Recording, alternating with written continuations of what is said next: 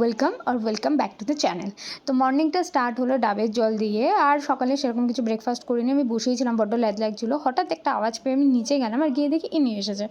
তো ওকে আমি কিছু ক্যাট ফুড খেতে দিয়ে চলে গেলাম রেডি হতে। আর আজকে যাচ্ছি ব্যারাকপুর, কারণ আমাদের এক ফ্রেন্ড, ও এমবিবিএস পাস করেছে আর ওর বার্থডেও ছিল কিছু মাস আগে, তাই ও ট্রিট দেবে বলে আমাদেরকে ব্যারাকপুর নিয়ে যাচ্ছিলো দাদা বৌদিতে যে নতুন রুফটপ ক্যাফেটা হয়েছে, নতুন না অনেক দিন হয়ে গেছে। তো আমি যাইনি কখনো এই ক্যাফেটাতে, মানে এই রেস্টুরেন্টটাতে।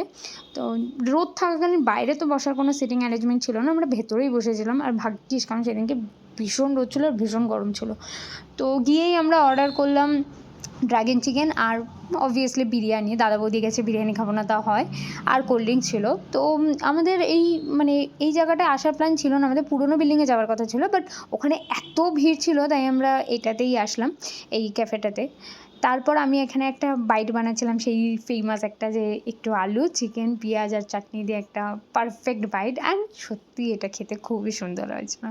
দেন আমরা ওখানে খাওয়া দাওয়ার পর একটু বসেছিলাম, একটা রোদ ছিল বাট একটা মৃদু হাওয়া দিচ্ছিলো, যেটা ভালো লাগছিলো। তারপর আমরা তাড়াতাড়ি বেরিয়ে আসি ওখান থেকে, কারণ আমার যে ফ্রেন্ডটা বাইরে যাচ্ছে ওর কিছু কাজ ছিল, আর ওর যাওয়ার কিছুদিন আগেরই ভ্লগ এটা। আর আসার সময় দেখছি পুরোনো বিল্ডিংয়ে এত ভিড়, যেহেতু সানডে ছিল আগেই বললাম।